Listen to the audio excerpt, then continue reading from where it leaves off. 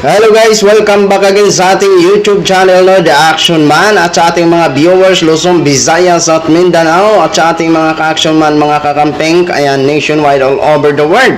Welcome naman sa ating programa at bigyan natin ito ng komentaryo na itong kaso nga po na murder case dito kay Wesley Barayuga ay muling bubuksan. Napakaganda po mga ka-action.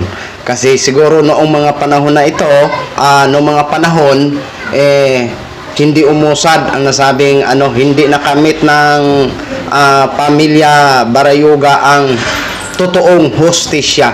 Kaya ito po mga ka-action, umaksyon po ito si PNP Chief Marbel na muling bubuksan ang nasabing murder case mga ka-action. So ito po, panoorin po muna natin ito. Muling pinabubuksan ni PNP Chief of Police General Francisco Marbil ang kaso ng pagpatay kay retired Police General at dating Philippine Charity Sweepstakes Office Board Secretary Wesley Barayuga. Kasunod ito ng pagsisiwalat ni Police Lieutenant Colonel Santi Mendoza sa pagdinig ng House Quad Committee noong Biyernes, September 27, na inutusan umano siya ni dating National Police Commission o NAPOLCOM Commissioner Edelberto Leonardo at former PCSO General Manager Royina Garma na isagawa ang isang operasyon laban sa isang high-value target. Ginagawa ko ang salaysay na ito upang patunayan ang katotohanan ng mga nabanggit na pangyayari kaugnay sa pagpatay kay Wesley Barayuga na isinagawa sa ilalim ng utos at direktiba nila Police Colonel Edelberto Leonardo at Ma'am Royina Garma. Punsod nito, inatasan na ni PNP Chief Police General Marbil ang Criminal Investigation and Detection Group o CIDG na pangunahan ang nasabing investigasyon. Tiniyak din ng Chief PNP na ibibigay nila ang nararapat na hustisya para sa yumaong general at para na rin sa naiwan nitong pamilya.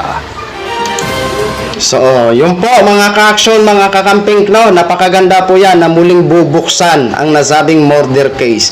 Alam niyo mga ka-action, malaking tulong po ito ang ginagawa ng Quadcom, no? So, alam naman po natin na talagang ito si Garma, madidiin po ito sa mga aligasyon laban sa kanya. Grabe po ito si Garma talaga, di ba? Hindi po natin maisip na babae lang po yan. Pero grabe din pala ang kinasasangkutan ng mga aligasyon, mga ka-aksyon, no? Kasi alam naman po natin kung gaano siya nung mga panahon. Kasi nga,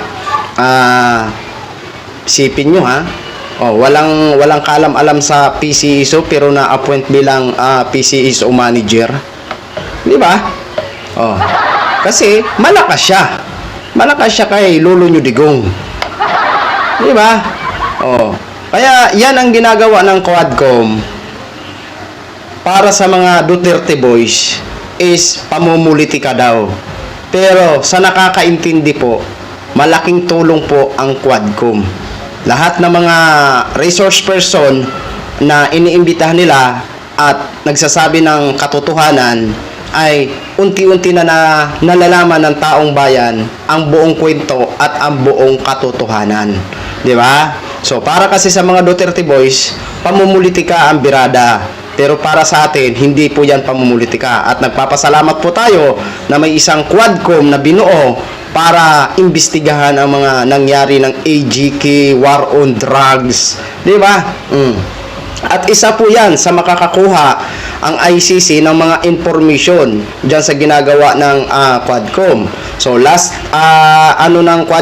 hearing ng Quadcom, nandoon ang isang tumatayong counsel ng mga biktima ng war on drug na si Attorney Cristina Conte, di ba?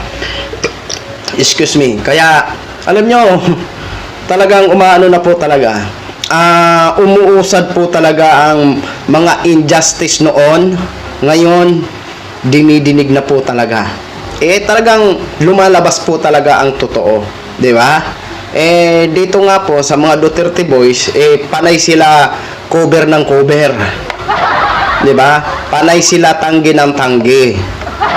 well, may freedom naman sila na tumanggi, okay? Hanggat hindi pa kasi yan napapatunayan, talagang inosente pa rin sila, di ba? Ika nga, habang iniimbestigahan, patuloy pa rin silang inosente sa mga aligasyon ng mga resource person sa mga Duterte Boys. Pero kung mapatunayan po yan, mga ka-action, mga kakamping, dyan na po natin masabi na hindi ho kayo inosente, di ba? Pero habang iniimbestigahan, mananatili pa rin silang inosente, di ba? Sana po, no, sa pagbukas nitong kaso ni Wesley Barayuga, makamit na din po ng pamilyang Barayuga ang totoong hustisya, no? So, yun lang po, mga ka-action, mga kakamping nog, share ko lang po sa inyo. Maraming salamat po sa ating mga viewers, Luzon, Visayas at Mindanao all over the world. Ako po, ang inyong lingkod, si The Action Man. Have a good day, everyone. Beautiful.